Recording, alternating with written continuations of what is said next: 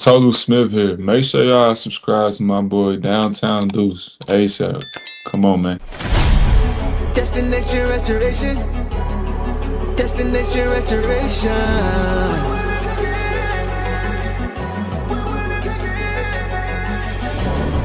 Destination restoration. Yeah, Detroit. Destination restoration.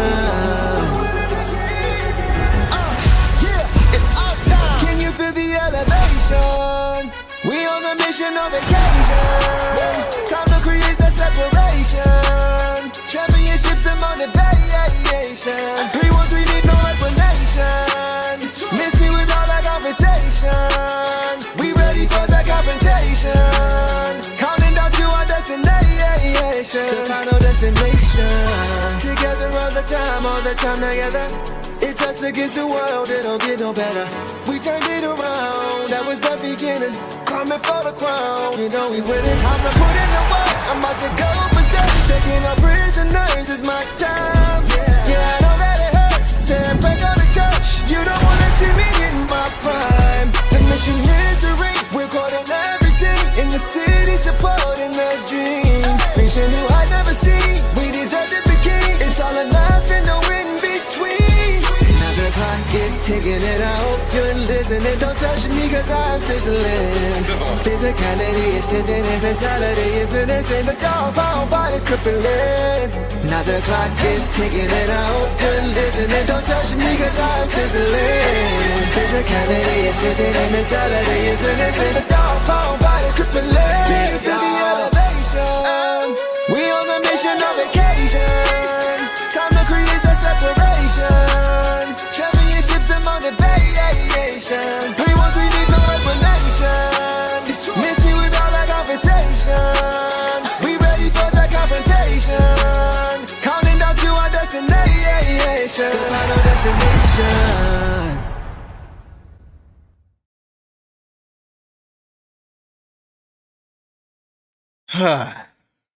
Man, oh man, oh man.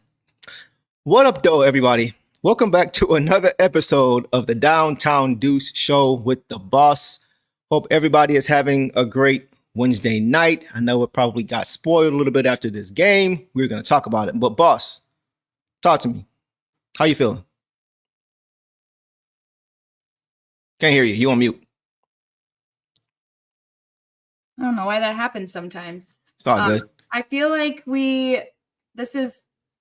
I feel bad. I'm sad. But this is definitely the worst loss of the season, I think, that I've watched. Again, I missed the Celtics game, so I don't know. But I didn't like how we played after the first. But it's kind of been this way most games. We just happen to close them out. So this time they better of us. So I don't know. We'll get bummed. Yeah, definitely the worst loss of the year, in my opinion.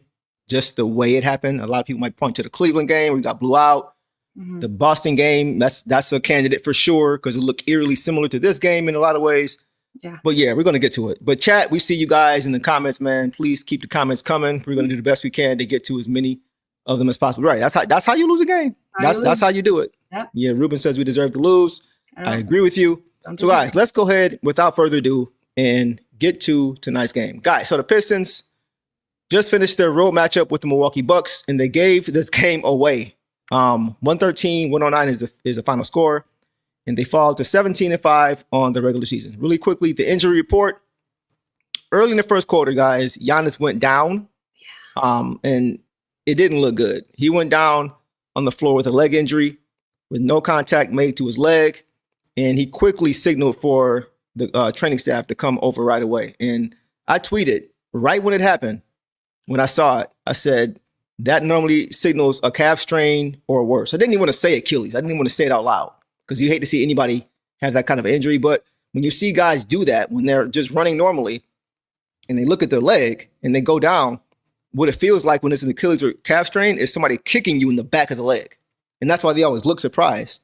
So when he went down like that, I thought, oh, that's not a good look for him. And then minutes later, it was reported that it was indeed a calf strain and that he would not return. So I want to say this too, though, boss. It may not be anything. Maybe I'm overblowing this a little bit, but I did notice that after he went down, like he sat there for a while before any of his teammates came over to help him up or look at him. Brother. And I was yeah, surprised when nobody Ashton did. Jump off. But Nobody did. And it's funny because like when somebody finally did come over, you could see him like he went like this. Yeah. Like, wow, nobody, y'all just leave me. Like that was he was disappointed by that. I don't know if that means anything. Maybe they're getting bothered by his trade. Who knows? Trade talk or whatever, but I didn't notice that. Well, he was talking in Greek, so maybe his teammates didn't know what he wanted in that moment. So I know what he said in Greek was unhappy. I don't think he was not happy. He was frustrated. So maybe they just weren't sure what to do at the moment. Just play through, because I mean we saw what happened to who was it that got hurt the other day in a game, and me and you kind of talked about it. We're like, they kind of need to change it. Like, I feel like if a guy goes down and it's significant, that they should be able to stop play without taking a timeout. That's how. Yeah, I agree. But even like with camaraderie, though, like you see teams when guys go to the floor, they immediately run over. They even tell them, "Don't try to get up. We'll help you up." It was just they were like, well, right. I mean, they did. We were on a break, so like breakout. But I do hear what you're saying, because it was a little strange. But maybe after all the noise surrounding him, maybe it was just a little bit of like, well, I don't know. Right. That's kind of what it felt like to me. And to see him respond, I was like, dang, nobody even came over here. Okay. Yeah. It wasn't good vibes, is all I'm saying. So I don't know what that means. We'll see. But that's the injury report on the Buck side. For the Pistons, Duncan Robinson missed his second straight game with the ankle injury that he sustained in his return to Miami. He did not play tonight as well. So the Pistons went with the starting lineup again for the second straight game of Cade Cunningham, Daniss Jenkins, Ausar Thompson, Tobias Harris, and Jalen Duren. And before we get into the initial thoughts, boss, I want to get Dom in here, who's always showing love. Super chat, I appreciate you, bro. By the way, if we included your super chat in the last stream from the game we missed the previous show. So want to let you know we got you. We still got your comment in there, bro. Sorry we missed you, but we always take care of you in the next episode. So once again, he came back again showing love, and he says, a lot to be upset about, but there are a lot of talented players today. But I question IQ. You're down one and attempt 3 consecutive threes. 8 turnovers in the fourth quarter. I was going to get to that. You beat me to the punch, bro, but I am not mad at you because you saw that too.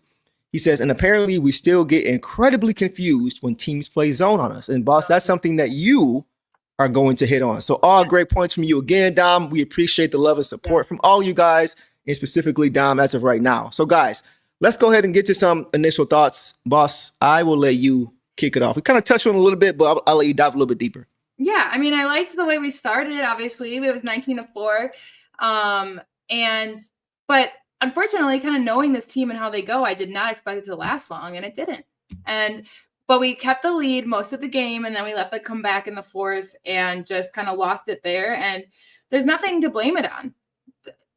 There wasn't any egregious calls in my opinion. There wasn't. We're not doing that tonight. Yeah, and I mean, like Stu got ejected, which we'll talk about, but we had Paul Reed really step up. Like there was just nothing except, and I'll say overall, I didn't like our shot selection. We took way too many threes. And again, I agree with Dom. I think it was because of the zone. Instead of driving in, we just were like, okay, I guess we'll just shoot it here.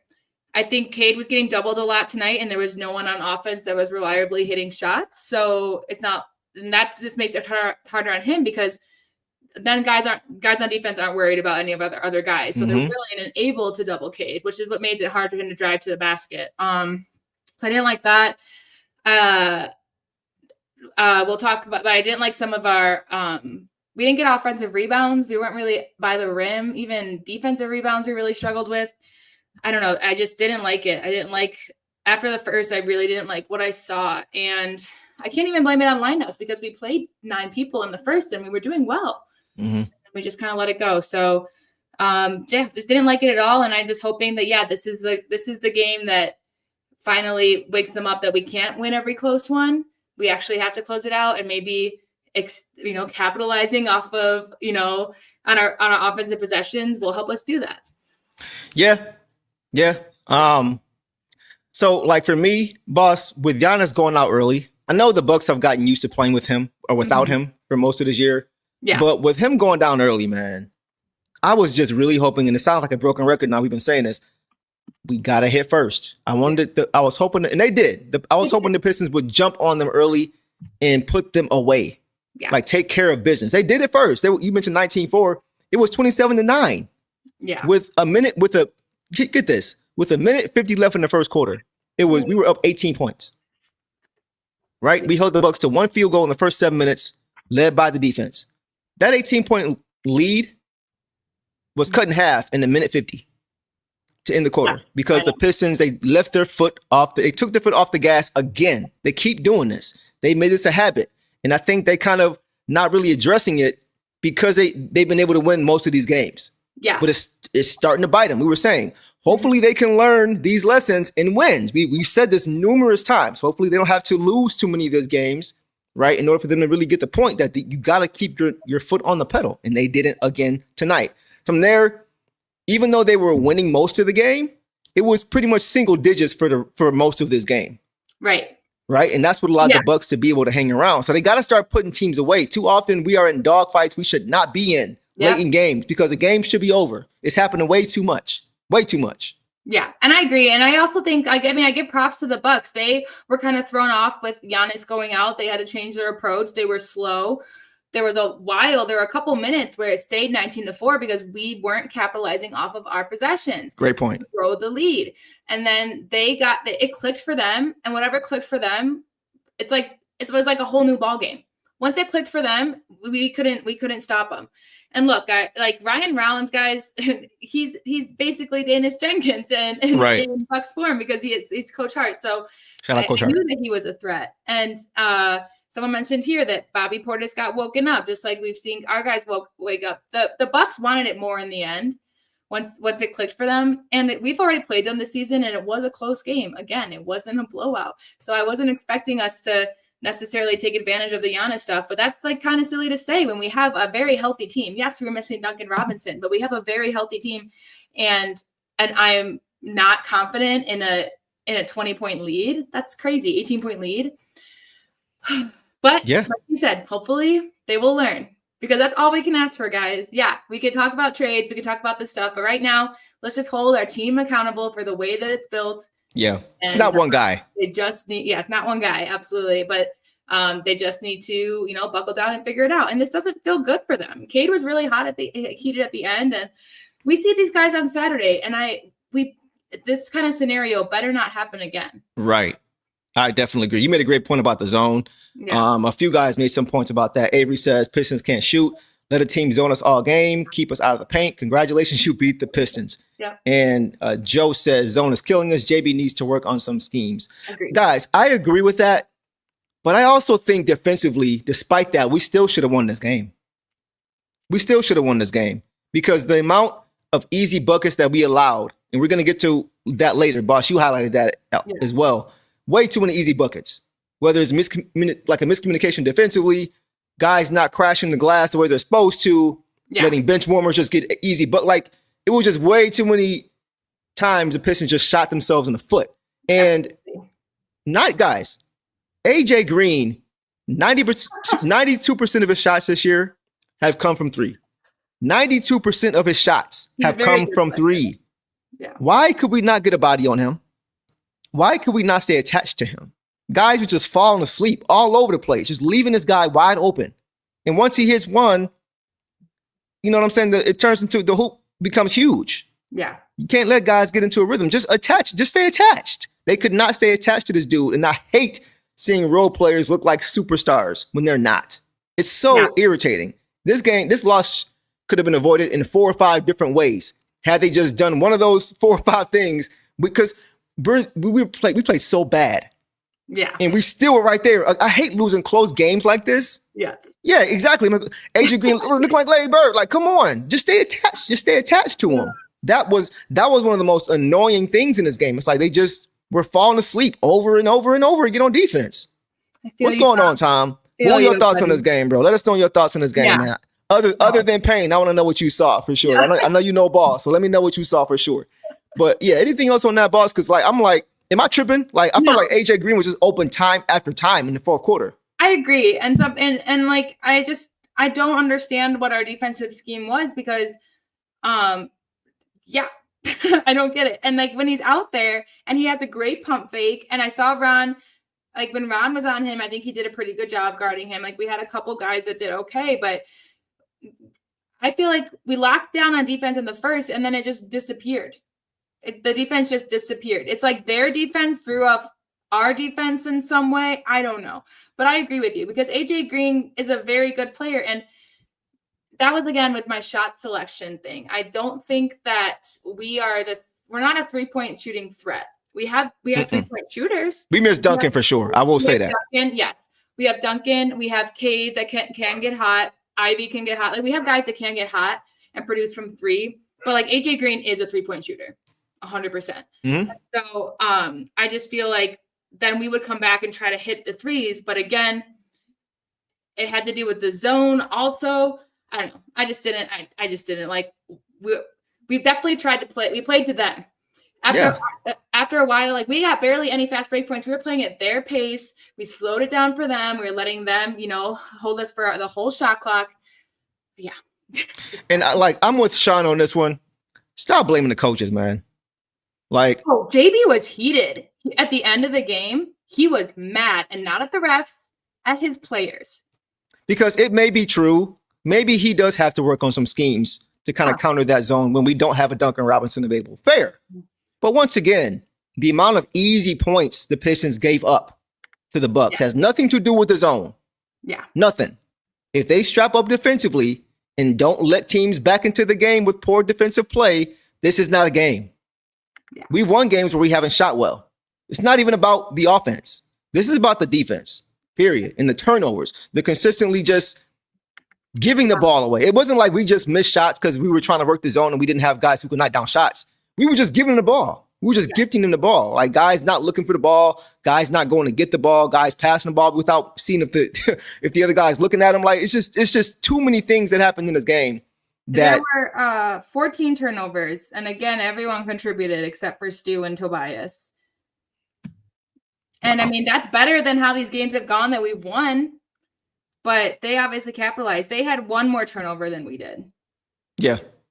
So, and you know what I'm saying? Like, half their team contributed. So it was just a whole team effort today to just, it was like we said earlier, that's how you lose a game. That's how you do it. That's how you do it. You just let them hang around, especially on the road.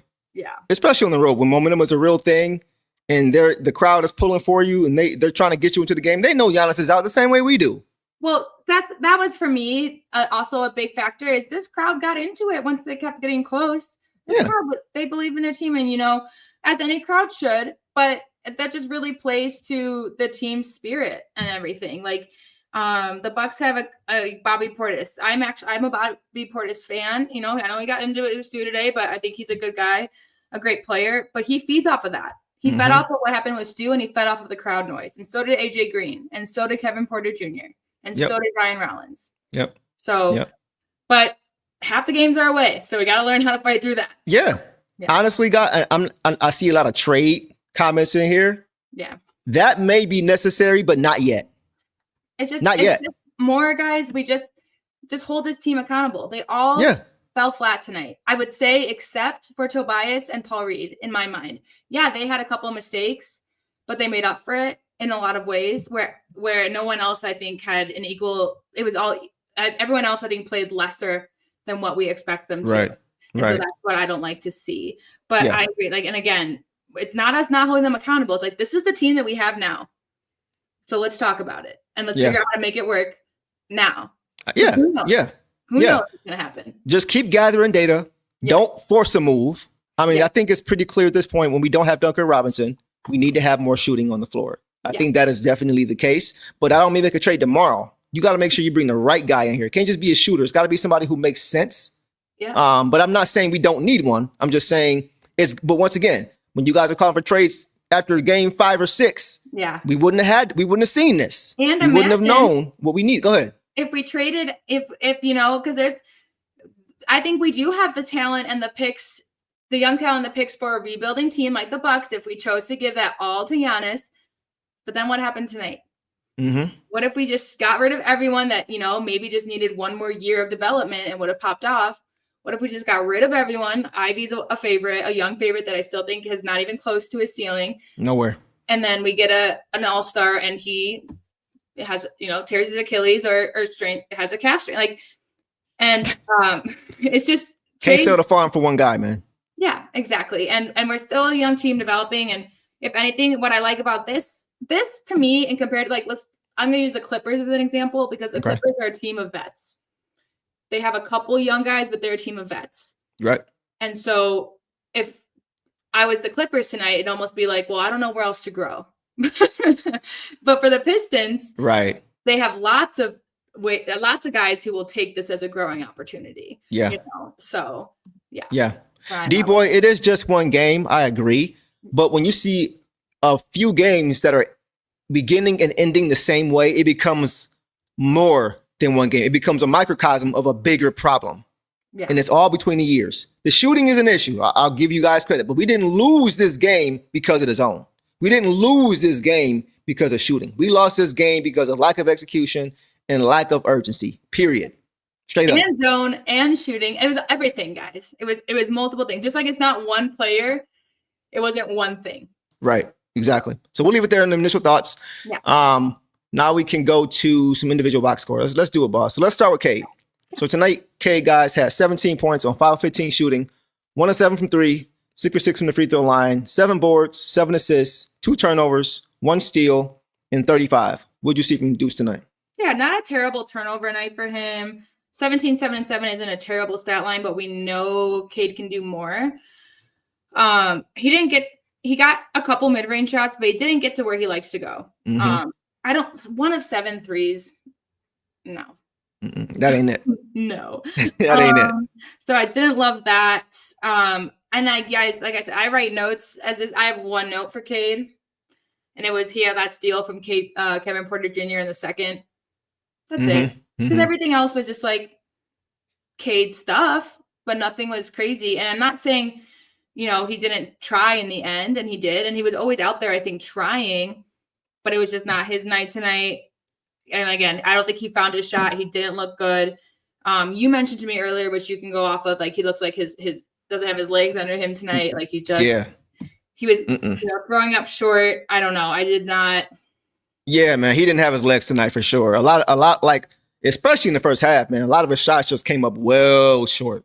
It wasn't even just short. Like the second half, they were just offline. Like he didn't have the same intention that he usually, he was just kind of sluggish this whole game. I don't know if he was tired or what, but he just was not, it looked like he was trying, but his body was just not responding for whatever reason tonight.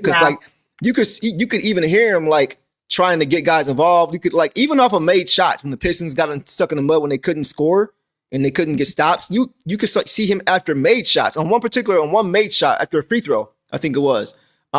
Cade was like, he inbounded, or I think JD was inbounding the ball, and Cade's like, let's go. Like he was trying to get him running, even off a made shot, just to try to encourage them to try to get some momentum and some speed down the court. But yeah, he didn't play great tonight, man. He didn't play great tonight. This is not one of his better games. But once again, it just looked to me like he was tired. Like he just did not have the same energy that I'm used to seeing him, even down the stretch of games.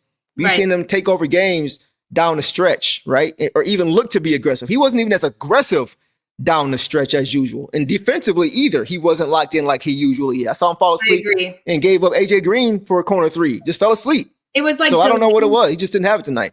Like delayed exhaustion because he played 40 minutes and then we had a back-to-back and we won those games and he did good, but it's almost like it caught up to him.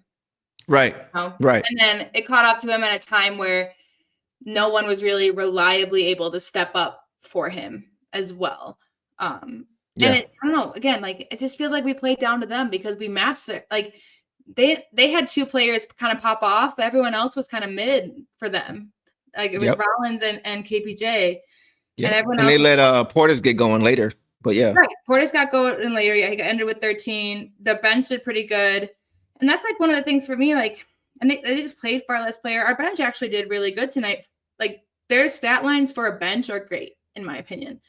But yeah, it was just strange. It was tough. It was strange. It was just strange. The perfect storm almost. Like Cade was exhausted. No one else stepped up to be the second scorer really, except maybe Tobias, but he can't do everything like Cade can. Tobias, we're gonna get to him. But I feel like he did a lot of good things tonight. But but Cade overall just wasn't one of his best games for sure. Go ahead. I'm liking the love for Ivy in the chat because Ivy is also a quick to blame or quick to trade away, and he did really well for his game. Yes. Going back into, and they're kind of, and we talked about this, like there's these games so far just kind of giving us glimpses of what they're capable of. But they haven't had their best game of the season yet because they keep letting it get close. Yeah. Keep letting it get close. And as a team that emphasizes defense, that should not be happening. Yeah. Right. Exactly. Like that's who we are. Like once again, we kept trading baskets. It was too many consecutive times we just kept taking the ball out the hoop. Yeah. We always talk about that. They're at their best when they're able to turn you over, get out in transition. That's actually what Jaden said at halftime.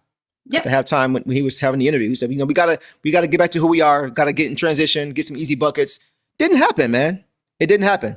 So that was the story of the game for me. A lot of things went into it, but that's really what stood out the most. So we'll leave it there on Cade. Go ahead. You got anything else? Just because you mentioned, I just want to say that we did have a good amount. We had 8 steals, 5 blocks compared to their 6 steals, 6 blocks. So 8 steals is still a good number, but it seemed like they have 2 for Ausar, but that happened in the first half of the first. Yeah. So what it was that, like we've talked about, their defense fell off. Yeah. So if we kept that number would be much higher. I agree. And I ain't gonna lie, this would be nice right about now. This would be nice. If we had bees right now, that'd be pretty nice. I ain't gonna lie to y'all. I know we've done well without them. I'm not trying to take nothing away from who's already on this team. But when you don't have a Duncan Robinson available, it becomes pretty glaring. Go ahead. We've talked about it. So just while you guys are listening, I want to hear your thoughts. If we do a move at the trade deadline, if we got cash consideration for potentially a Malik return, how would you guys feel about that instead of a player? You know?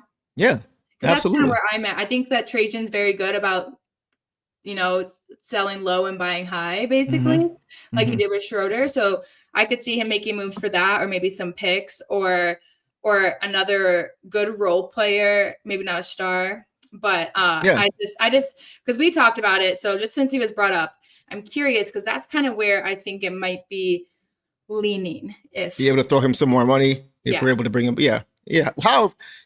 I mean, it definitely was an issue tonight. It wasn't an issue. I'm not going to disregard it. So we'll leave it there on Cade. Wasn't his best game.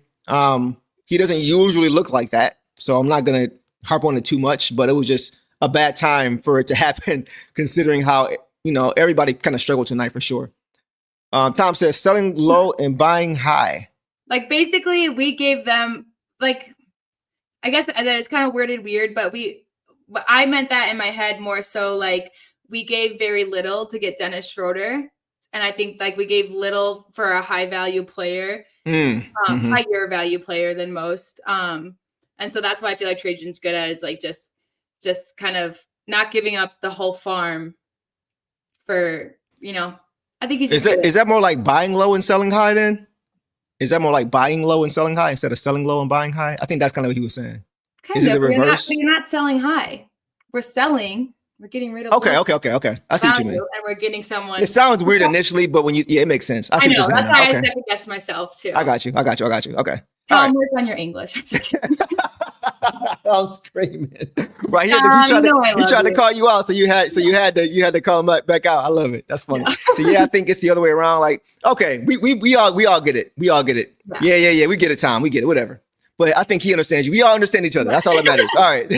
So bad metaphor. That's all good. We all get it. Let's keep moving. All right, guys. Let's go to Daniss Jenkins tonight. He had 7 points on 2 for 8 shooting, 1 of 5 from 3. Didn't shoot it well tonight. 2-2, better than last game, but couldn't have been worse. So this is a little bit better. 2-2 from the free throw line, 1 board, 2 assists, 2 turnovers in 24 minutes. So the last couple of games, he's kind of been struggling a little bit. What'd you see from Tink tonight? Yeah, I agree, but so have we. So I don't blame him. I think he works very well in a flowing offense. I was very impressed by the way that I saw him play calling out there. I saw him telling people what he wanted them to do for him. I think it's just cool to see, again, from an undrafted G League guy to come in here and kind of take control like that. It just shows confidence for me. He had that big shot at the end of the third. It would have been a big shot if we won, but it helped keep it close. And then he had that really pretty corner 3. Those were his 2 shots. But what I liked about that is that it was a bad pass.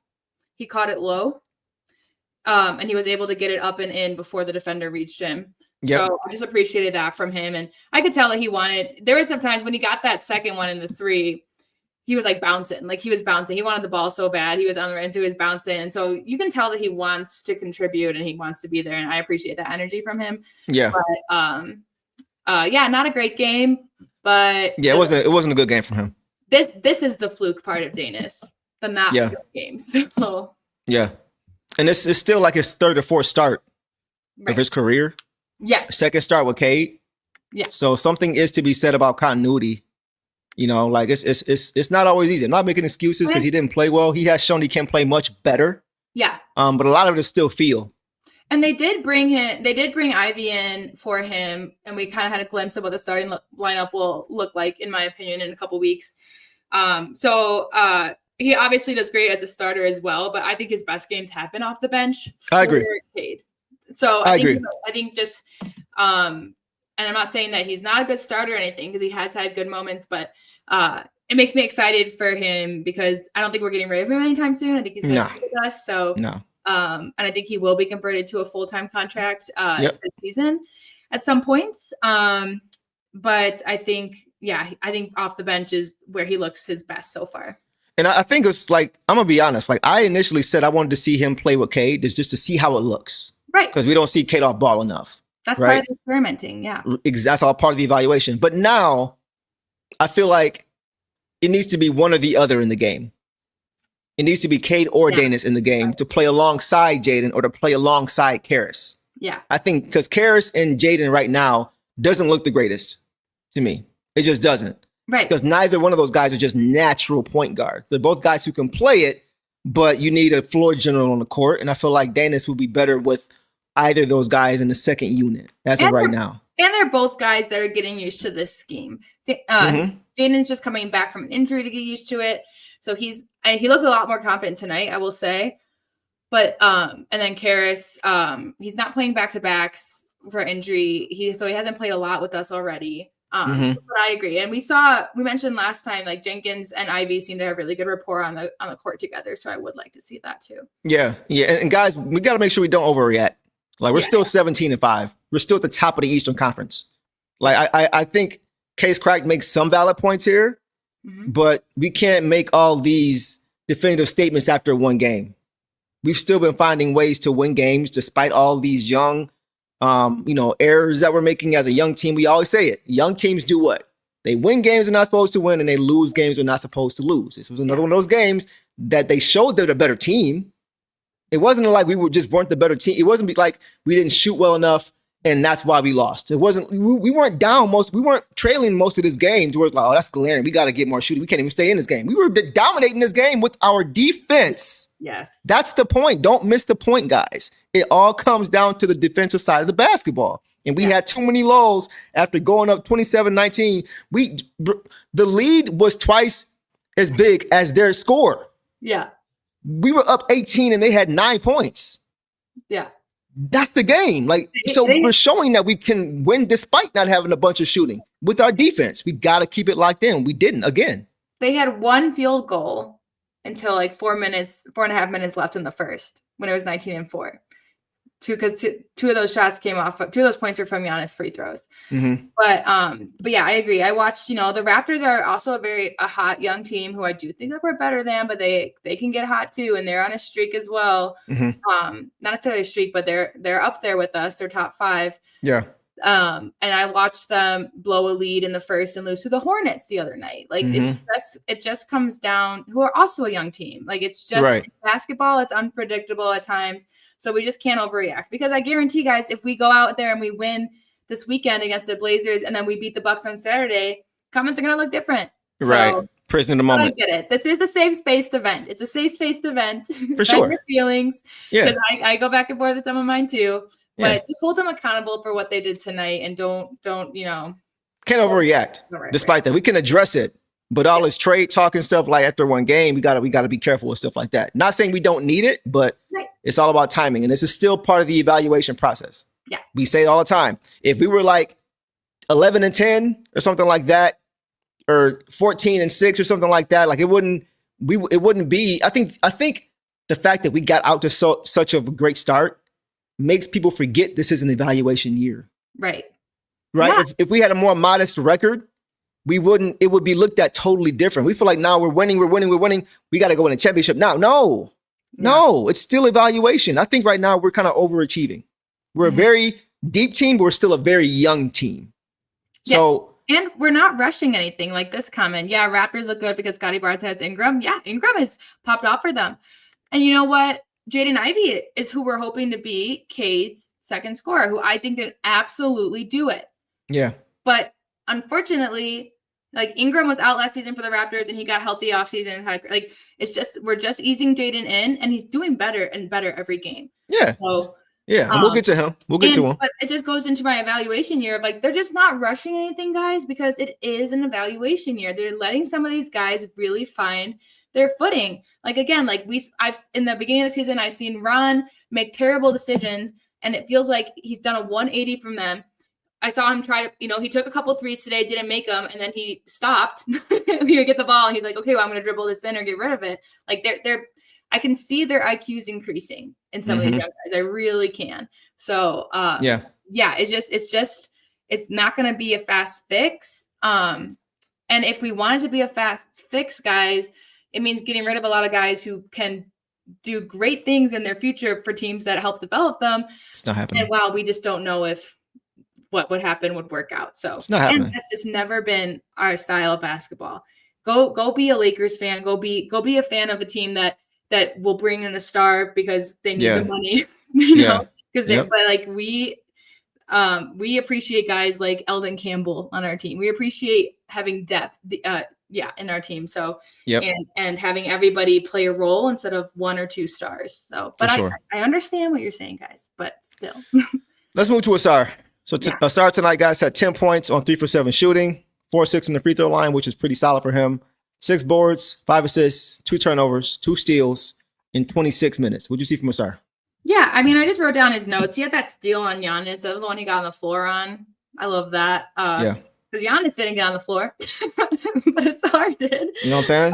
And he had that poke away that led to a turnover, and then he was able to knock it out of bounds off of a Bucks player. Like, he just really hustled in the first, so I appreciated that from him. I don't know. For me, he's just looking a lot more confident in these games lately. He made 2 important free throws. I was proud of him there. He was called upon after Stu got – because I texted Deuce. I was curious because when Stu got ejected, he was fouled for a shooting foul. And I was like, well, do we get possession then? Because Portis got a tech also. So because if Stu just got the tech, they would go to the Bucks. But they both got techs. He was ejected. Who shoots? And so the Bucks got to pick who shot on our team, and they picked Ausar. So I was proud of him for making 1 of 1 because he it would not surprise me if he went 0 of 2. So, but I mean, he just stepped up in ways that mattered, and I think he played good defense for when it counted. But it was almost like, except for the 2 steals on the first, it was kind of almost unnoticeable. Yeah, he had his 2 turnovers. He was who they wanted to bring up. I noticed in the first, if we got the ball, Cade would sprint up court, and it was Ausar bringing it up, and I still don't love that. Yeah, same. I love that, especially with his size and his speed and what he's doing, his athleticism. Like, he would have been great as a guy who could have cut to the basket on these zones and really attacked to help, get it done. So, but I don't think he was utilized right tonight, but I think he played well with what he was given. And 6 rebounds, 5 assists. I like that. And what, 2 turnovers? Yeah. So like I thought he was one of the better players in this game, especially defensively. He started off great. He always says it, like his defense early is what gets him going for the rest of the game. And he always seems to start off pretty well defensively. He had like 3 steals in the first 2 minutes of the game or something like that, at least 2. Nice.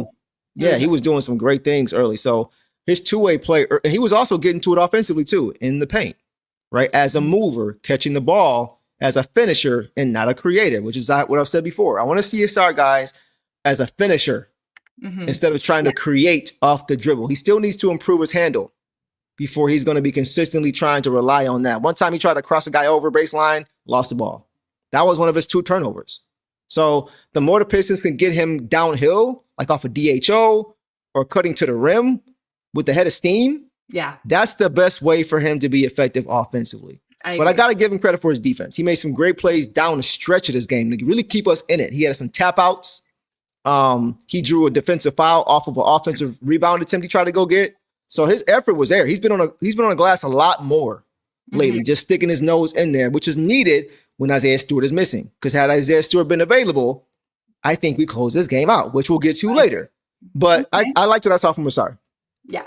One more thing though, like teams are, and I know I don't want to be the dead horse, but teams are continuing to leave him open. They're making the Pistons go to the fifth option. Yeah. More and more and more. So like, it's just tough. I'm not saying that he has to improve tomorrow, but it's just something we're going to have to live with as of right now until he's able to get more confidence in that jump shot. But it is something that is kind of hurting us a little bit. If we're running schemes where he's not bringing it up and he is off ball, then that's not as scary. Like if we're running that he's cuts, or if he, there were a couple times that he was in the mid range and he did decide to dribble it in. It just didn't go well. But that's the whole thing is like, I don't think him starting outside the circle is a good thing for what he can do right now. So I agree with you there, but he just can't be the main ball handler, especially with Ivy back too. Yeah. And like, I don't mind him bringing it past half court, saving Cade a couple of dribbles throughout the game. I'm cool with that. Yeah. But once you get it past half court, find your point guard, right? And then let him find you. Let him get it back to you. So that's not really all on him though. Like he's not just going out of his way to say, hey, give me the ball and bring it up court. Like that's obviously schematic. But I just want to see him put in his best position, and that's in transition, first of all. Yeah. But if it's in the half court, just have him moving. He's with his speed, he needs to be continuous movement. So we'll leave it there for us. Guys, let's go to Tobias Harris. He had 20 points tonight on 7 for 14 shooting, 5 for 8 from 3. He was sizzling from behind the line, 1 or 2 from the free throw line, 5 boards, which is good to see, in 27 minutes. So what did you see from Uncle T? Yeah, and he was one of the guys with no turnovers. I mean, he was lead scorer in the first with 8. Was he our lead scorer tonight with 20? He was. Okay. He was. That shouldn't happen. I love Tobias. He should not be a lead scorer. He's been on fire offensively for us lately, and maybe a couple games, but not like consistently. Right. Oh yeah. I mean, but, like not tonight against the Giannis list. I agree. But he has been, I think, very consistent for us on offense, which has been huge. He didn't attempt any lobs tonight. Very proud of him. Right. Not that we had any breakaways to allow him to. Yeah. But, right. He had his back-to-back threes were huge. Like he had a big 3 in the third to regain the lead, and then another the next possession. He had a big 3 in the fourth to regain 1. He had a big 3 late to extend the lead to 5, which we of course lost. But he's just really showing up clutch time offense tonight, and I appreciate that from him. And the 5 rebounds too. He was really fighting down there, and he just gave his all. He had so much effort tonight. I did not like that he tried to shoot the. I don't know why he tried to shoot the tech foul or the 3-second violation. Because other guys were out there. I think he was just in the zone and tried it. But anyways, he made up for it. But he, again, wasn't one of our guys that turned it over. Got 50%. It was a really great game for him. Unfortunately, his teammates didn't pick it up. Yeah, he was another one of the players that I thought played well overall. Yeah. I wish he would try. I know he's 30, he's 15th season.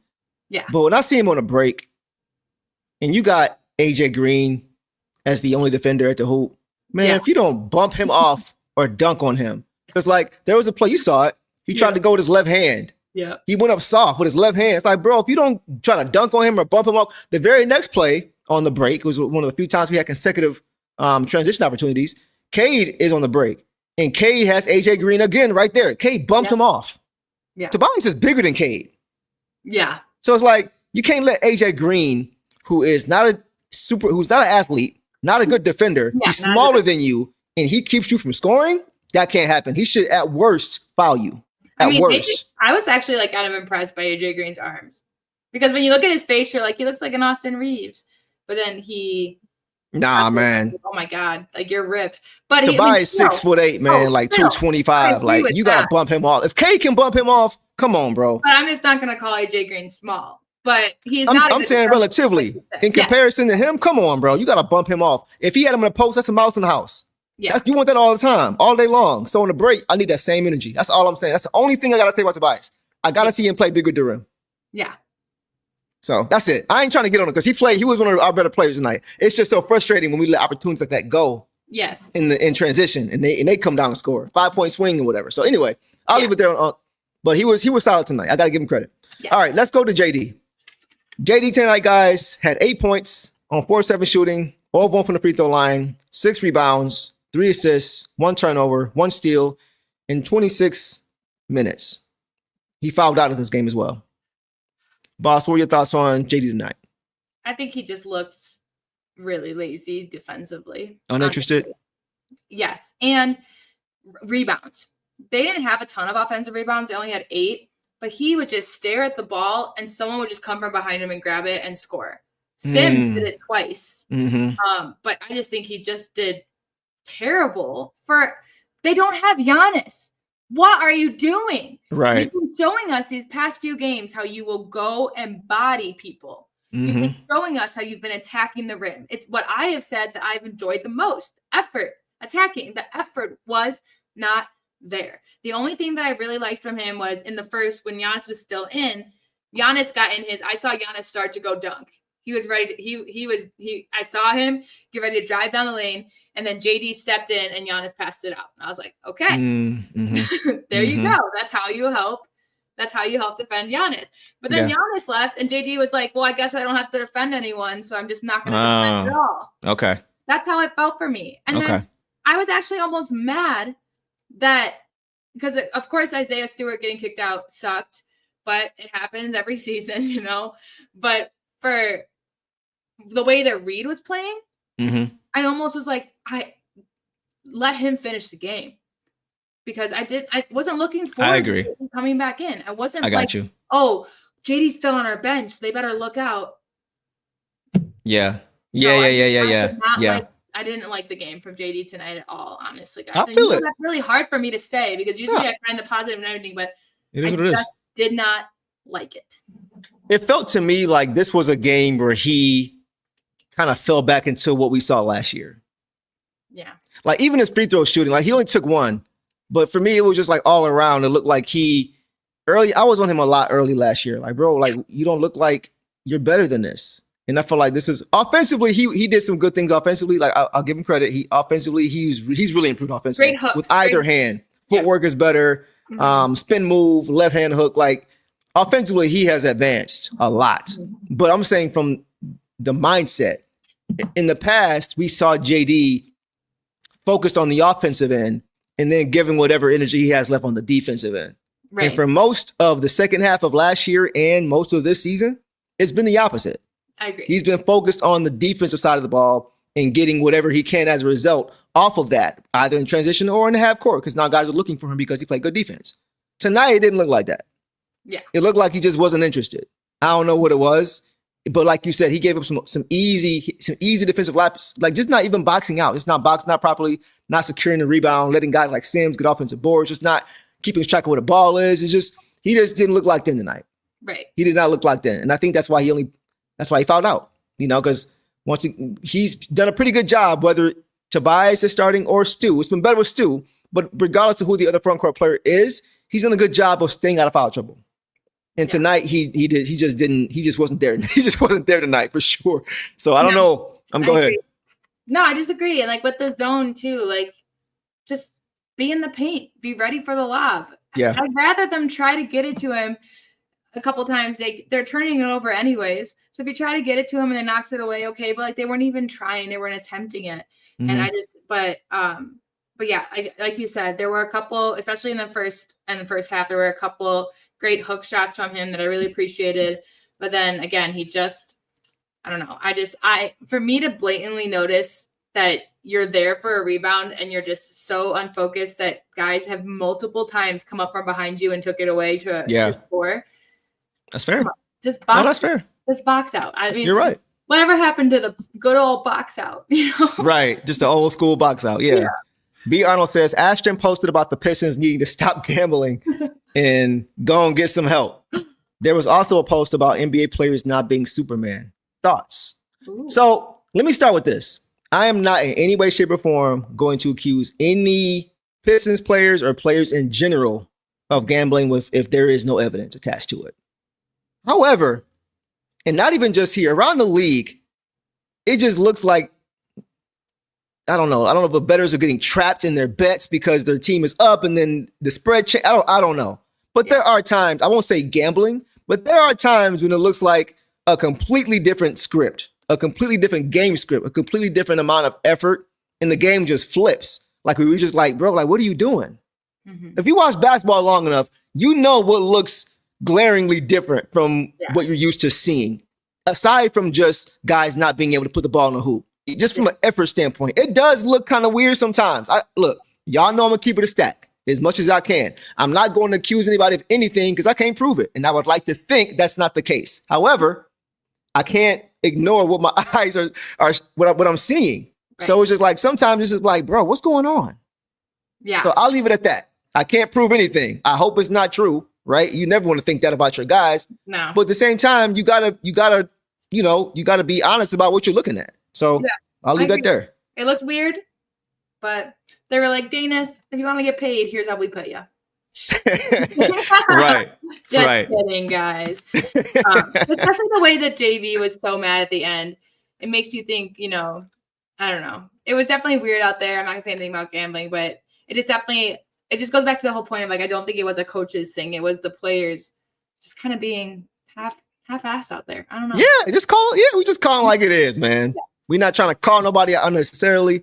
If we didn't look this weird to us, we wouldn't be talking about it. Y'all wouldn't be talking about it. It's not like we're just pulling this stuff out of nowhere. I think we all understand what we're looking at. We watch basketball long enough, and when something don't look right, we gonna say it. We ain't gonna say what it is, but we gonna say it don't look right. So we'll leave it there. But hopefully that is not the case. But I think we're on the same page here, and hopefully we don't see it too much more often this year. If we do, we'll talk about it when we need to. But we'll leave it there, guys. All right. Let's go to some reserves, boss. Let's start with who we want to start with. Let's start with Jaden Ivey tonight. Okay. Jaden Ivey tonight, guys, had 15 points on 5 or 10 shooting, 2 of 5 from 3, 3 of 3 from the free throw line, 6 rebounds, 1 assist, 2 turnovers in 19 minutes, which I believe is a season high. So they're slowly ramping his minutes up more and more. He's looking like he's getting more and more comfortable. But what did you see, boss? Yeah, he is. I definitely agree. He is looking like he's getting more comfortable. And the 5 of 10 field goals, he missed his first 3, and they seemed a little forced because we talked about it. He's let it come to you. And then his first basket that actually went in was that tough drive that was an and one. Yeah. And then he had the big 3 out of a timeout in the second. He had a missed corner 3 in the third, and he fouled his shot, which is just so. I love it. I love the basics. So when he fouled a shot, and it resulted in him going up and getting fouled and making both of his 3 throws. So it worked out. And so then he was feeling pretty hot for a while after there. So it's kind of like erase some of the miss in the beginning. He'd have a much higher field goal percentage. It just took him a little longer to get there. But to have a block, an assist, 6 rebounds, he's definitely coming into himself. And he's being so reliable at the 3-point shot too. Yes. Which is exciting.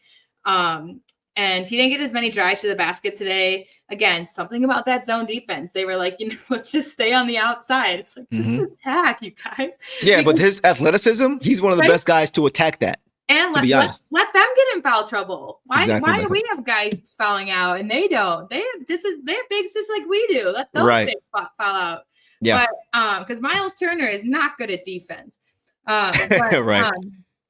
But yeah, so I liked what I saw from Jaden a lot. I'm excited. Just the way I saw him play tonight, especially once he cleaned up some of his misses, it just made me feel excited for what's coming. Yeah.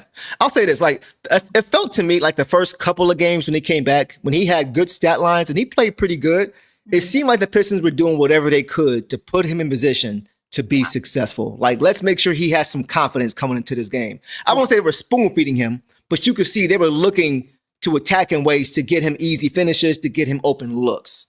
Yeah. Now it looks like they're kind of giving him they're kind of loosening the reins as far as trying to make it easy for him and just let him be a part of this team. Yeah. It looks like they're just allowing him to kind of take the training wheels off and okay, we're going to put a little bit more on you. What can you do? What can you do? What can you do? Right. And I think he responded well tonight. The first couple games, he wasn't so great. I think that was an adjustment he had to make. I gotta be my P's and Q's a little bit more, gotta play a little bit better. Tonight, though, he looked more comfortable for sure. He's still figuring things out, guys. But we can see that as his minutes start to go up, his play starts to get a little bit better. Defensively, man, his activity, guys, Jaden Ivey's activity now is like I've never seen it before defensively. I've never seen him this active, this committed defensively. Last game, he had a blown assignment on the pick and roll. I saw on a curl. He forgot where his guy was.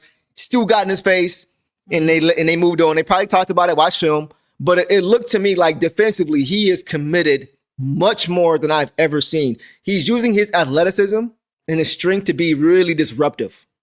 Like you can see, he's just playing with a different level of activity than I've ever seen before. And I said last postgame that I'd like to see him bring that energy defensively and focus on that until he can eventually get that offensive rhythm back. Yeah. And it seems to be doing that because that's going to take time. The effort, you can come in right away and bring the effort. You may miss an assignment here or there, which he did last game. Okay, fine. But the effort, guys, is there. I think you guys will agree. The effort defensively is there like I have never seen it before from him. And I love that. And then offensively, he was good offensively. Mm-hmm. I thought he was good. He had a nice little bully ball and one finish when he bullied his way to the hoop on Ryan Rollins. I thought that was nice. His passing, too. He was moving that ball. Mm-hmm. It wasn't sticking. A lot of people in the past have said, he's a ball stopper. Eric Vincent actually tweeted that. I was talking tonight, like saying he's a ball stopper. No, he's not. No, he's not. When he played, first of all, he wasn't a ball stopper last year, the first 3 games. No. But before that, he was because there was no ball movement. There was no play movement with our previous coaches the way it is now. That's why you may have thought he was that in the beginning.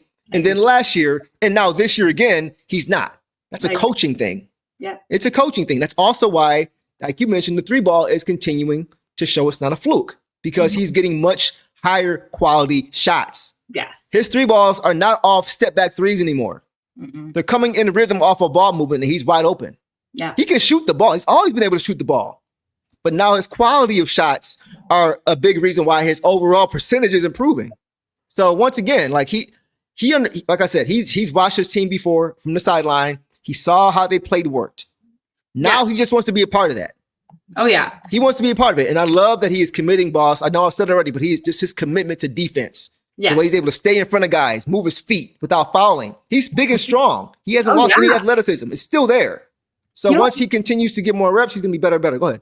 He had 1 block and 1 foul. That's great. 1 foul. I also had to bring up, because I was just looking at some of these stats and I just noticed this is what my other issue with Duren tonight with the rebounding. Okay. Cade out rebound Duren tonight. Ivy and Ausar, which Ausar, I like him on rebound, but Ivy as a guard matched Duren in rebounds tonight. Yeah. In 10 minutes less. Yeah. I don't like that. I just why are our guards our top rebounders when we have such experienced bigs? Athletic bigs. Yeah. When I agree. Looking at that, and Cade had the most defensive rebounds. Yeah. At 6. And then the second most was Ausar, and then the third most was Ivy. And then Duren had 1. Sorry, I just can't. Man, she on a Duren kick tonight, y'all. I was trying to talk about Jaden. She went back to JD. I'm mad at it. All right. I just noticed some of these when I was looking at the stats for Jaden's turnovers and fouls and stuff. And I was just like, wow, 4 defensive rebounds. That's impressive for a guard. Let's see how many our bigs had. Right. Yeah, Jaden was he was all around. I thought defensively he was very locked in. And like we said before, if you have the defensive tools, if you got the size, the length, the strength, and the speed, and you want to learn how to play defense, you want to get better, you're going to get better. Yeah. And that's what we're seeing from him now. So I just really want to give him credit for that. You can see he's bought into the identity of as far as playing defense, but also just player movement, ball movement. He's catching the ball. He's not patting the basketball. He's looking to move it and then move himself, which is what you want to see this team do. So he did it. The only thing I'll say about him is that he had a big turnover in the 4th quarter.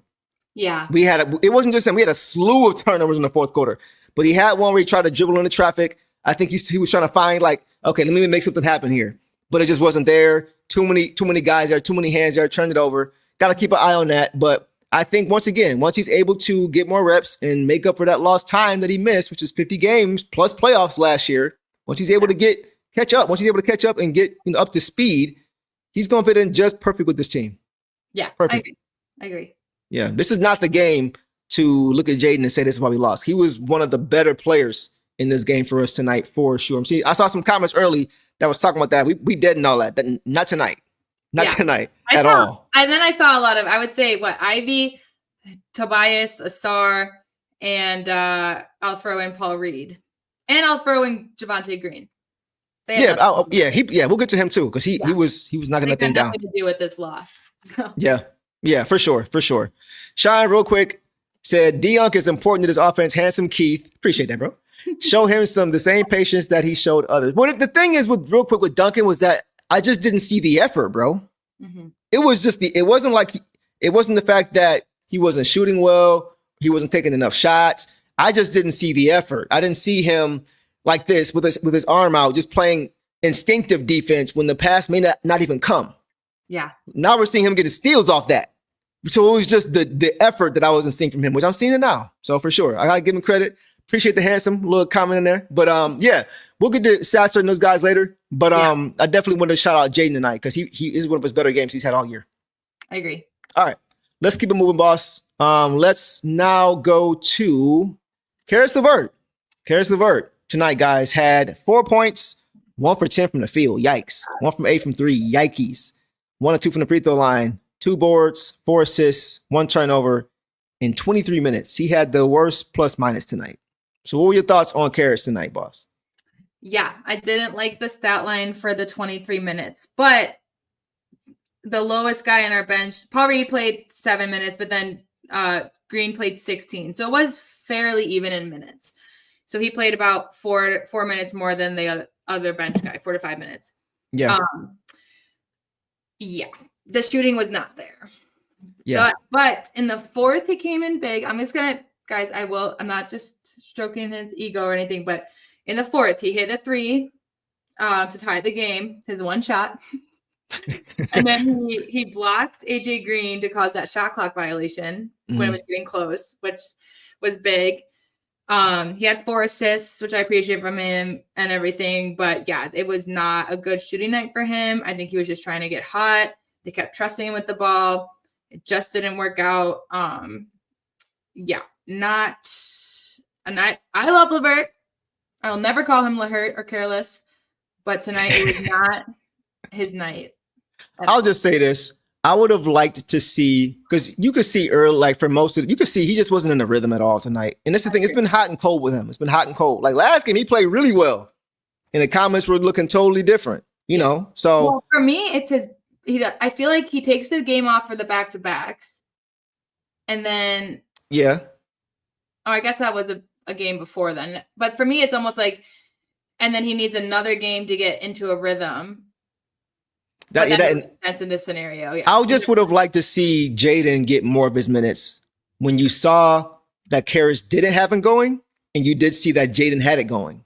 I thought this was a great game to kind of, I said it before, boss. Like we said, I wouldn't mind us losing 2 or 3 games this year because we're letting Jaden work his way through mistakes and giving him 25 to 30 minutes a game. I think this is one of those games where he should have been given more opportunity because he was getting into the rhythm and Caris didn't have it going. To me, it was a perfect storm to say, all right, Caris, it ain't your night, bro. J.I., give us something. I'd be curious, though, with the J.I., if because he played 19 minutes, if they were because he went from 10 to 12 for a few games. 14. 12 to 15, and now 15 to 20.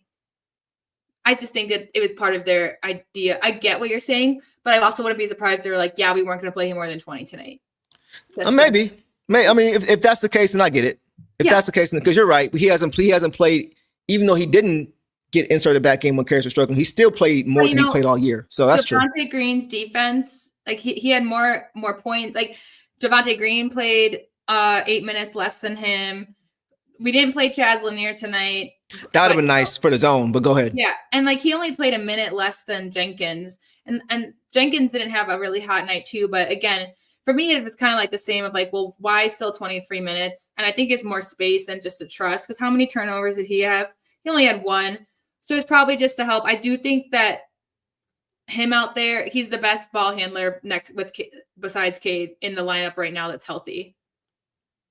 No, I think Daniss is probably a better ball handler, personally. Okay, I would agree with that.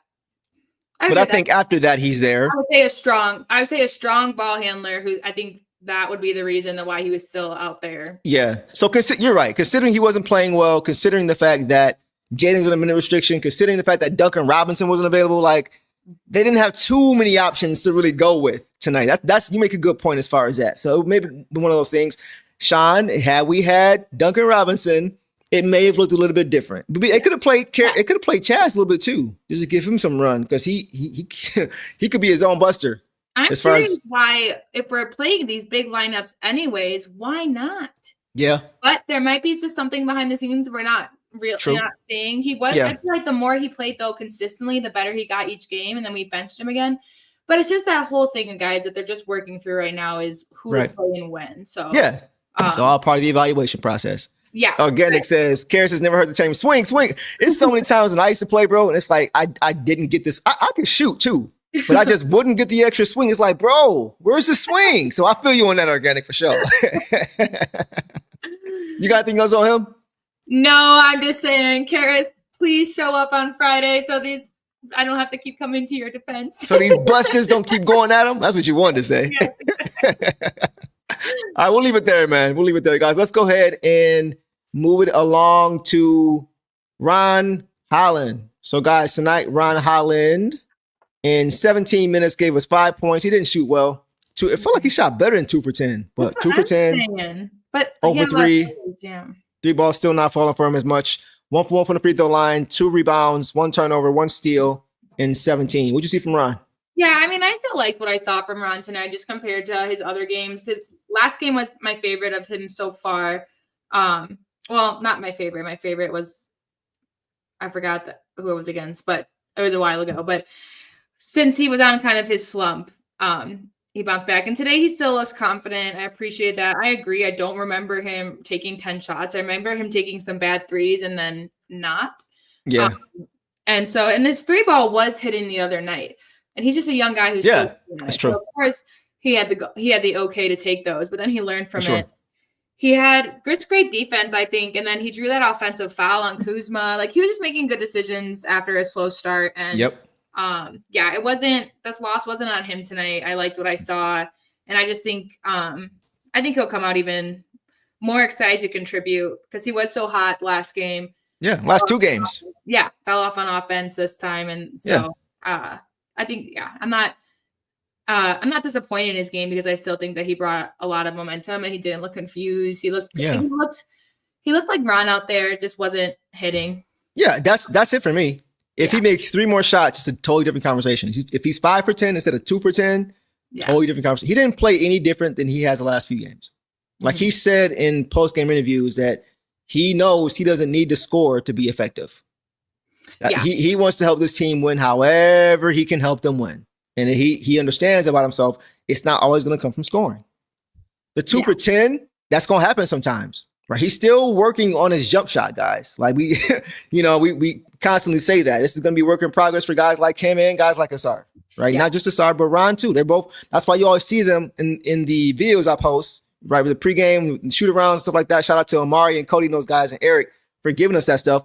But that's why they're always doing it together. You always see Ron and Ausar together, back and forth.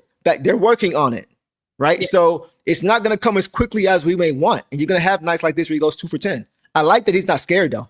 Yes, exactly. I like that he's not scared. When he's catching it, he's not giving you an unnecessary swing, right? He's taking it when it's there, when it's in rhythm, which I like. Just keep shooting the ball. But aside from that, he played like how he usually plays. Yeah. Right? Took a charge. Like gave his body up, had some nice finishes at the rim, which is where he's at his best. He did get a little too fancy on one of those scoops where he tried to do an up and under. It's like, what in the world are you doing, Lil Ron? What is that? What in the world? He looked around with his arms up. I was like, are you just confused of where you're at or something? Hey, bro, go and dunk that, bro. Are you just trying to shake it off? But he made up for it. I think he got a steal on the very next possession. So once again, impact, right? Doing the little things. Oh, Ron. But that's all I got for him. I mean, he gave the effort. It's not always going to look great on the stat sheet. It may not be a great game, but he's going to play to his style. If he plays to his style, I can live with it, win or lose, despite the percentage in the field goal and all that stuff. Exactly. Yeah. All right, we'll leave it there on Ron. Guys, let's go to Isaiah Stewart, man. Stu. Okay, guys. Man, oh man. Okay, guys. Tonight Stu had 5 points on 2 of 3 overall. 1 for 1 from 3, 4 boards, 2 blocks in 18 minutes. Boss, take off. And chat, take off too. I know y'all gonna have some stuff to say. Yes. Let's talk about all of it. Go ahead and get to it. About my notes first. So in the first, he had a nice tap in. The ball was coming off the rim on a miss, and he tapped it in. He was surrounded by like $4. So I appreciated that from him. He had that block on Rollins, and then in the third, he had a big spot on KPG that made Blaha giggle. I was who? George Blaha. He was wait, a block on who? KPJ. Sorry. You said KPG. I'm like, who's KPG? Oh, KPJ. My KPJ. bad. Okay, I got you. Kevin Porter Jr. and he made Blaha giggle because he was yeah. Okay, I remember trying to get a little cute there because it really was just like just immediate slam down. Like he barely even talked. Like it wasn't like the ball's trajectory was like going up. He didn't even arc yet. It was just right here. And was like, nah. And it just made me laugh too. And then I can understand he was frustrated. There's certain players that I think and teams that get under Stu's skin. The Pacers are one of them. The Bucks are divisional rivals. He takes those games very seriously. Yeah. And so once he got that tech for talking, which I don't know what was said, but I feel like they knew. But yeah, go ahead. So I'm gonna comment on that. So he had a finish at the hoop where he got smacked in the face. I think it was by Bobby Porter. I know. MPJ. I got you. Yeah, you were telling me about him. Yeah, we ain't gonna talk about that. MPJ is the Looney Tune. KPJ, right. Yeah, both of them different ways. Anyway, so Stu had a finish at the hoop. I think it was in transition. He got fouled by Portis and they didn't call it. He got hit in the head. Yes. And they didn't call it. And he got at the ref about it. He would probably, drop some F-bombs and some other 4 letter words that we can't say. We're not going to say. But that's what got him his first tech. So at that point, I got to give him credit because he has gotten a lot better with keeping his emotions in check for the most part. Because we talked about it before, like, man, that fire is great. But then it got to the point where like, bro, like you kind of hurting us now. Like we need you in the game and you're not really available. That's kind of hurting us. Pull it back a little bit.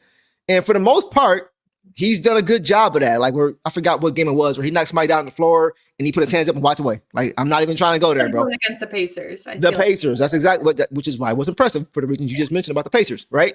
But every now and then he has one of these games, and this is like, man, like once you get that first tech, you gotta be on your best behavior. You gotta treat it like probation. Yes. Like, bro, you get one, you can't throw your fists up like this. You can't zone out like that. You know what I'm saying? And so, go ahead. After his first tech, Cade immediately came over to talk to him. Yeah, I saw that. Cade was talking to him like, dude, like I get it, but we can't have this. Need you. And so, and I agree. Again, I think that that I like this about Stu. And, I knew it was coming. It was going to come at some point because this is Stu. This is Isaiah Stewart. And I think Bobby Portis is, again, a guy I like. And I think he just got under Stu's skin. Yep. Because he knew how to do it. Once he got that first tech, Stu never cooled down. That's what led to the second tech, is that he never cooled down. He was just but I love that fire from him tonight. Yeah, we could have. It's almost like tonight. Yeah, he could have had a big impact on the game. I do agree. He only had 2 fouls when he went out. I think we definitely could have pulled this one out, but there were other things too. Like it wasn't just the ejection that made us lose this game, but I was sad to see Stu go. If anything, I think I was just going to have him hyped for Saturday's game at home against the Bucks too. Mm-hmm. So the crash out came a little early in the season again after doing so well. And now I think we'll just see another good streak of games without it. I really do. I agree. Shown in that way. But I agree. I'm not saying you are disregarding it, but I'm not going to disregard it because we need him, man. Yeah. Like he's so important to this. That's the only reason I'm still talking about it. Like I was going to let it go. I was like, nah, bro. Like you already know. I want him to start. You know what I'm saying? So like, that's why I'm kind of mad at him right now. Like, bro, we need you in these situations, bro. Like this is from 30 for 30, right? But it's like, once you get one, you can't zone out like that, bro. Like, especially when they're trying to bait you, like you just said. Like, Portis knows that he has a tech. Portis also knows this is the second. Portis has the same tech. And Portis also knows, like the rest of the Bucks probably knew, this is the second time now in 2 years that Stewart's got ejected against the Bucks. Yeah. Yeah. And Giannis wasn't even playing this time. Right? First year, it was him and Giannis. He was, come here, Giannis, like, I want to guard you, pulling on his jersey. But now it's like, it's not even Giannis this time. It's like, so you gotta show progression, even against certain teams who probably trying to get you out of the game because they know how effective you are against them. Mm-hmm. They know how effective he is against Giannis, even though Giannis didn't play. He's effective against everybody. They know his weak spot is that. Yeah. So they try to. So you can't let them win in that way. You got to be smarter because he was playing well. He protected the paint well. There was a point in the game where we just couldn't get any stops, and he comes in immediately, gets a block. Cade goes the other way for N1 transition. That's why I'm like, come on, Stu, because he just plays to our identity better than I think anybody on this team. Yeah, like JB called him the most versatile defensive big man in the league. Mm-hmm. We need you on the court, bro. So that's my only thing. Go ahead. He's easy to bait. I would agree with that in the past. He's done really good this season. I think it just kind of built up where he was just like, I'm just going to lose it this time because I think he kind of knew he was going to get ejected after that one because he did not shut up. They were bringing him back to the bench and he's just like, yeah, he actually told him, he said, I'm going to come beat your tail after the game. Like he just didn't care, but we need you to care, bro. Like, yes. You know what I'm saying? Like, I listen, as a man on a basketball court, I get it. Like, he stepped to Portis like, bro, why you hit me across the face? Because that was the second time he hit him in the face. Right. So now you're like, bro, what's up? Like, what we doing? You know what I'm saying? So, and it ain't like Bobby Portis is just a clean player. Like, he's known to do some stuff. So in that moment, I understand why Stu can be like, F it. Nah, bro, you won't hear from me. I get it. But it's like, at what cost? And he's at what cost? Reputation, because when Ausar hit KPJ on Kevin Porter Jr. on the way down in the face, and then he immediately was like comforting him, like it's like almost like Stu has like I feel like if that was on Stu, he might have gotten a flagrant. They might have said, "Oh, there was some wind up." Oh yeah, reputation. Right, and then Ausar is like cute, sweet cutie patootie guy. Yeah, he has the good rep of like even if that did have a wind up, they'd be like, "But he really didn't mean it, guys." Yeah, it's rep. So I wasn't. So it's just it is a part of his rep. This doesn't help it, but I think he'll have it in control again. I do too. This was bound to happen again. Like I said, not disregarding it. It was bound to happen. I think he's done a really good job compared to other seasons where we've seen it either be worse or more frequent. Yeah. So just as long as this isn't a frequent occurrence going I agree with that. I'm fine with it. So, and I'm fine with him even getting teed up in games, just not kicked out. Like you said, the ejections are unnecessary. I agree with that. Here's what I'll caution, and then I'll leave it at this. In the playoffs, you can't get ejected, bro. Oh no. And listen, we haven't seen Stu in the playoffs yet. True. You know what I'm saying? He played half of one game when he got hurt against the Knicks and went out. And Cat would absolutely get on his nerves. So with that in mind, like this, get it out now, bro. Get it out now. Like you said, he has gotten better, right? He's gotten better on the court as far as the actual game and as far as keeping his motions. He has gotten better as far as keeping it in check. But once you get to the playoffs, bro, can't have it. Like Ron can't have it. Ron's gotten better too, by the way, a lot better. But Stu, you too important to this team, bro. We can't have these techs. A tech here and there, okay, maybe. Yeah. Get him a stress ball, get him a couch, let him lay down on the couch, something. But we can't. He's too important for him to be missing games in the playoffs. So I'm not saying it's gonna happen, but I'm just kind of getting worried a little bit about that because we are definitely we can't have him miss games if we want to win playoff series. Could you imagine the stress ball comment had me laughing because it's like that's actually a good idea. Could you imagine him coming off the court and them handing him a ball and you just see him on the bench just squeezing like just stewing, pun intended, just stewing on the bench like it's just Portis and Eubanks' faces. Got a whole couch on the sideline. Everybody on the bench get out of their seat and let them just sit in like 4 or 5 chairs on the bench, just let them lay down. It's got Enya on the headphones for him, like, oh yeah. I'm dead. That is hilarious. Oh my God. That was funny. Man, we'll leave it there with Stu. You know we love you, dog. Man, but that's why we talk about it, because we know how important you are to this team, man. We need you on the court just to be available. And you've done a better job. We just got to see you continue to grow. The same way you've gotten better with your footwork and your post play and your 3-ball and all that stuff. That's another part of it that has to continue to improve. So I'm sure it will. I have confidence it will. So yeah, we'll leave it there on Stewie. And boss, let's go ahead and move it on along to Javonte Green. So guys, Javonte Green tonight had 9 points on 3 for 6 shooting, 2 of 4 from 3, 1 for 1 from the free throw line, 1 board, 2 assists, 1 turnover, 2 steals in 16 minutes. Thoughts on Savage Wu? Yeah, he had a bad foul and bad turnover right when he came in and then immediately cleaned it up. I loved it. I mean, I just wrote down he's just so good at spacing. And again, with the points and the 2 assists, like, are you kidding?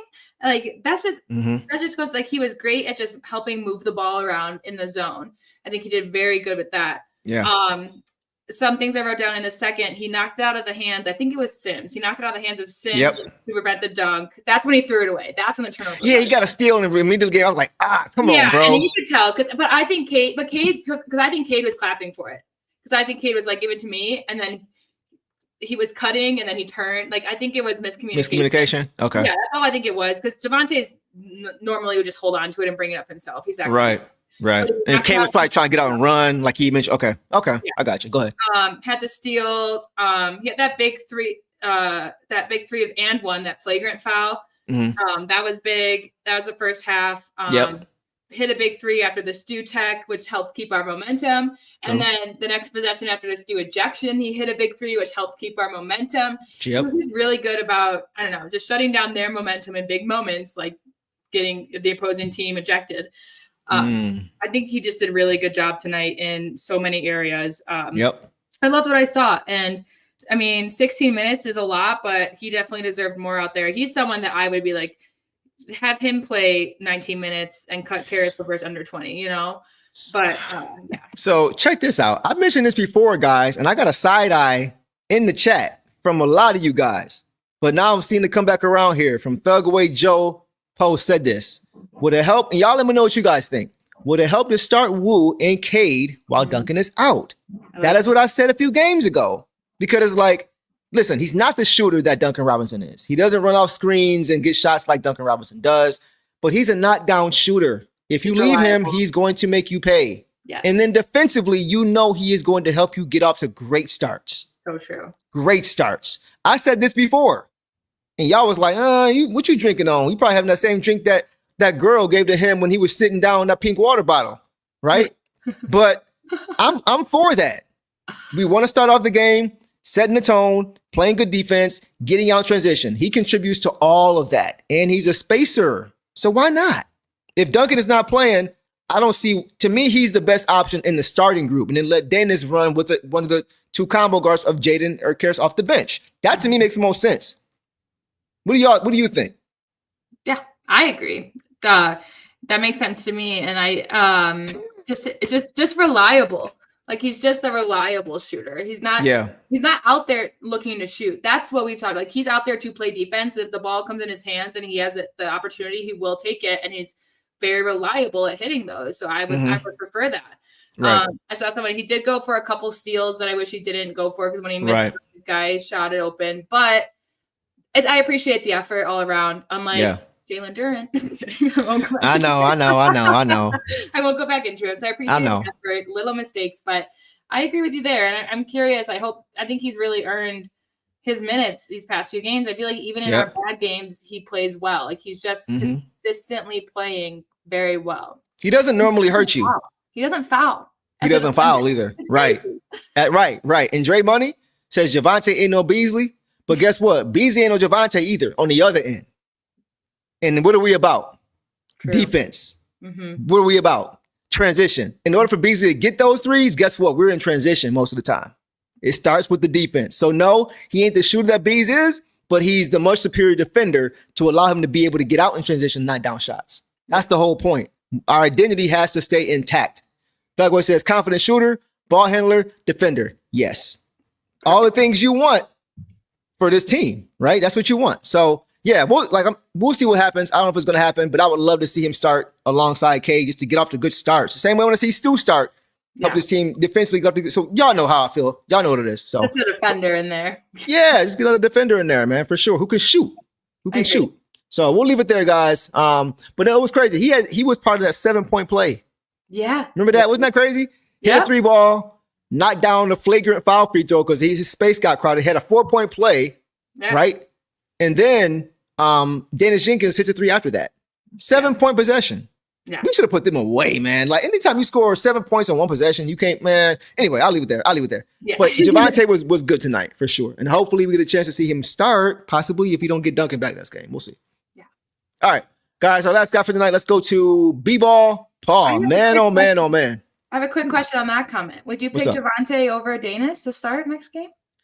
I want to see it. I want to see how it looks. Okay. Because once again, when you're facing a zone like this, for whatever reason, Daniss is not knocking down his 3-ball right now. Yeah. He's struggling with a shot right now. I don't know why. He's probably just going through a dry spell. He is his 3-ball. He's having nice fadeaways, I feel like. Right. Not tonight. Right. Really. So if we like, to me, he's the closest thing to Duncan. And we've done well with Duncan there when Duncan is trying defensively. I agree. So what you lose shooting wise, you get it back defensively with Javonte Green compared to Duncan Robinson. And that's why I would like to see how it looks. Not saying it's the answer. I just want to see how it looks. Yeah. Good question, though, for sure. All right, guys. Let's go to B-Ball Paul. We'll leave it, and we'll go from there. Tonight, guys, Paul Reed had 9 points on 4 or 5 shooting, 1 or 2 from 3, 4 boards, 1 assist, 2 turnovers, and 1 block in 7 minutes. Boss, take off on one of your favorite players in this team, B-Ball Paul. Crazy. In the words of Greg Kelser, look at Paul Reed, y'all. So inspirational. Look at Paul Reed, y'all. After he hit, I think he had a 2. He got a rebound. That was after he hit his corner 3, I believe. But he had that slam off. He came in and immediately slammed the ball off of the missed round layup because he always is at the glass. He's always there. He had just tons of rebounds, attacking the paint to score. I really like how he just backed up Bobby Portis and hooked it. Yeah. Yeah. He had that corner 3. He blocked. Yep. He had a block on Porter Jr. He just looked. His rebounds were crazy. He had that one rebound that almost saved it out of bounds. He's just such a hustler. And in 7 minutes, 9 points on 4 or 5 to get 5. Yeah, that's crazy. To get 5 shots up in 9 minutes is, first of all, or 7 minutes is nuts. Yep. And when you're out there, and then the 4 rebounds, the assist, the block, gosh, he just did awesome tonight. And I love him so much. I was Isaiah Stewart was needed tonight and he shouldn't have got ejected, but Paul Reed needs minutes because he's just like Javonte. He's one of our most consistent players based off how he plays and what he does. And he had no fouls in that small time too, again, to come in as a big. And so I just really I of course just love what I see from him, but he had that one turnover. Yep. It was bad. So that's his negative comment for me, guys. But I was going to get to it. Love him. So the only thing I'll say about Paul Reed is that Stu should start. Yeah. Literally. Yeah. Because once I say it all the time, guys, but not even just from the aspect of Stu starting and setting the tone. Oh, yeah, y'all know already. But when those two start, the first big off the bench is going to be Paul Reed. Period. That's how you get him into the game. 9 minutes ain't enough for him, bro. It's not. I honestly am confused as to why Stu doesn't. It's the domino effect of Stu starting just helps in so many ways. You set a defensive tone. You're able to get out in transition. Paul Reed gets more opportunities and minutes to play. Tobias Harris can cook off the bench. It's just so many different reasons. Yeah. Where it's you put this guy in the starting lineup and you get this domino effect of positives that happened off of it. I'm like, what are we waiting on? So I don't know. But yeah, he definitely came in and it seems like whenever he doesn't play a lot, the very next game, he's like, I'm here, y'all. I'm here. Yeah. What's up? And he just starts going, just impact right away. Every time. You got to get him more minutes, man. He's a starting caliber big as the third guy on this team. That's crazy. You got to give him more time. You have to, for real. He's too good to not play, in my opinion. So, and he just continues to show it. 7 minutes, 9 points, bro. 4 boards. Shooting 80% from the field. 1 turnover, or the bad turnover, sure, fine. We're not asking for perfection from Paul Reed. For him to come in, not having played a lot of minutes the previous few games, and just come in right away every time and impact every time, you got to play him, which means you got to start him. Yeah, I agree. So we'll leave it there, guys. Y'all know how I feel. I'm not trying to beat a dead horse, but y'all know how I feel about Paul Reed. So we'll leave it there on him. Okay, guys, before we get out of here, you guys mentioned it earlier. I want to send some love to the family of Elden Campbell on a serious note. For those who have not heard the news, I'm sure you probably have by now. Former Pistons big man, NBA champion, Elden Campbell passed away last night at the age of 57. The cause of his death, I don't think is yet known, but I'm sure regardless of the reason, his family is hurting right now. So I want to send love, prayers, support, strength, wishes, everything to the family of Elden Campbell. Boss, you want to comment on that? Yeah, I mean, he was an 04 guy that was, I'm not going to say his play style was like Paul Reed, but in the way that we could rely on him to hold it down to come when he came off the bench. He is someone, he was on the team that I first started watching when I first became a Pistons fan in my youth, and I remember him very well. Yeah. Always just a team guy, a good guy, a drama-free guy. Yep.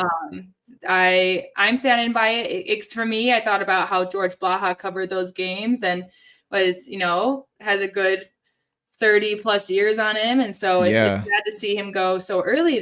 This is, again, someone that you grow up watching, to think that, he was only 57.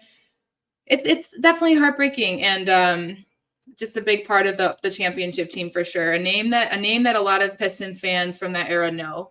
Yeah. Even though he wasn't part of the best five alive or anything, he was a big factor for why we won that year. Best team alive. 57 is so young, man. Like, to put it in perspective, you mentioned George Blaha. This is George Blaha's 50th year on a broadcast. Yeah.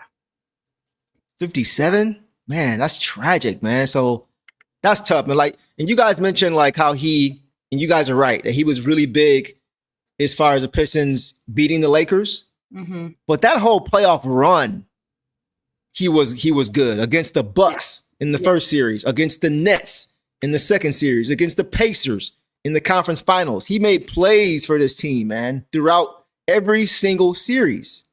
Mm-hmm. And then once he got to the finals, there was no better guy to guard straight up coming off your bench. Yeah. And that was what made the Pistons so tough to beat when it came to the Lakers. The Lakers are used to having guys double team Shaq and they run in the triangle. Like the three-peat the Lakers had when they beat the Pacers, when they beat the Sixers, when they beat the Nets, they all had to double Shaq.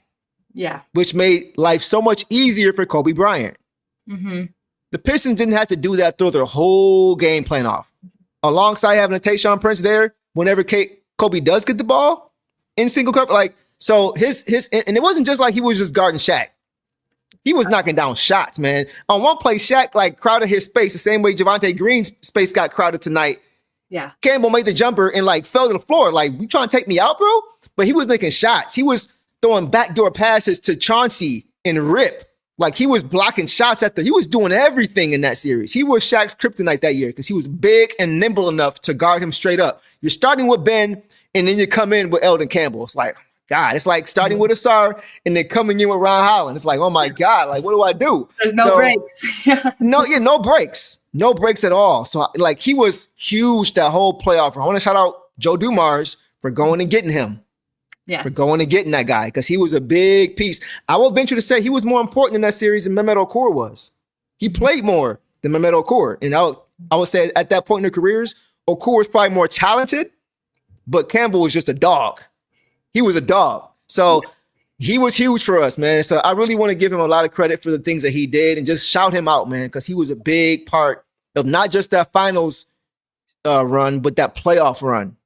He was huge. So rest in peace, man, to Elden Campbell. If you guys have any more memories you want to mention, please go ahead and do that. Y'all know outside of my kids being born and getting married, 04 was my favorite year of life because I graduated that year and the Pistons top it up and won the championship for me. Yeah. Just a few weeks later. So shout out to that whole team. Shout out to Elden Campbell, man. Anything else on that, boss? Just sending love to his family, his kids, his teammates at the time. Just tough. 57. If anyone's younger than us, 57 might seem older, but time flies. So he had a great career and a great life, and it's just sad when anyone that you knew or watched or witnessed when they pass away. It's tough. So just send your love to I'm sending love to all the fans of that era as well because it's hard. For sure. I see you guys mentioning the whole bench unit, like Mike James, Lindsey Hunter, Corliss Williamson, Elden Campbell, Mehmet Okur. We were deep, man. Yeah. We were deep. Jay, when it says Chucky Atkins, he was gone by that point, but he did contribute to us getting, over hitting those milestones the same way Uncle Cliffy was as well. Yeah. Cliff Robinson, rest in peace to Cliff Robinson as well, man. It's tough to lose these guys, man. They're young. They're young, man. It's crazy. Yeah. Gumby said, I was at the Palace when the Pistons closed out the Nets. Yes, he was a part of that, was Elden Campbell, right? So just want to give all our guys credit, man. And once again, aside from the basketball part, just his family. Yeah. I can't imagine. No. I can't imagine, man. So it's tough. But once again, our prayers go to his family. Our hearts go out to his family. Our love and strength and whatever we can offer to them. We want to send to his family. Do me a favor, guys, and drop some prayer emojis in the chat for Elden Campbell, one of the Pistons' main cogs as far as being able to get that championship done in the front court. So I really want to give those guys credit and want to show him some love. So yes, man, we'll leave it there, boss. You got anything else on that? No, I don't. And then he was a Laker too. I just know. Yeah. I know he's being mourned. He's being mourned across the NBA, and so just send your love because it's hard. It's crazy because he actually played with Shaq in LA before coming here, which gave him an advantage on knowing how to guard that man. Yeah. So, and he showed it. He showed it. Y'all say we all high-fiving. Yeah, man. Prayers up. Prayers up to the great Elden Campbell, man. So we'll leave it there, guys. That is a wrap for tonight's show. Up next for the Pistons, guys, is a home matchup against the Portland Trailblazers on Friday. And I am Boss. Will be in the building for that game. Yes, Boss is flying back out here. She can't get enough of Detroit. And who can blame her? So she will be here for that. And she'll also be here, guys, for the game Saturday, the very next night, that back-to-back. I was just thinking, Caris won't play that game if he's not playing back-to-backs. So, Saturday? Yeah. So we might see a different spread against the Bucks, hopefully based off of tonight's performance, but I don't think there'll be a factor on Saturday. So let us know after Saturday night what it looks like game to game, getting a chance to watch up close with him and then without him. We can kind of break that down too. But we'll leave it there, guys. All right, listen, man, we appreciate you guys for showing up and showing out as you guys always do. It's been a great show. We're going to go ahead and get out of here.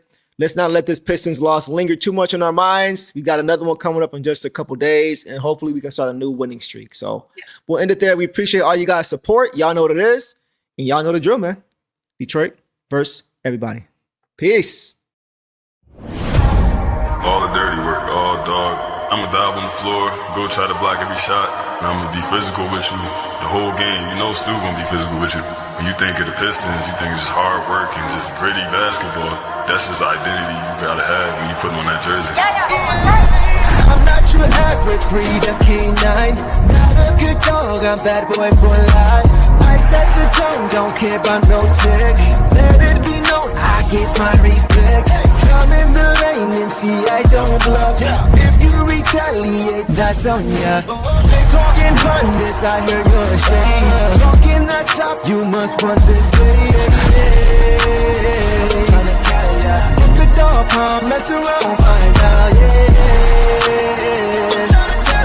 Look at dog palm, mess around, find out,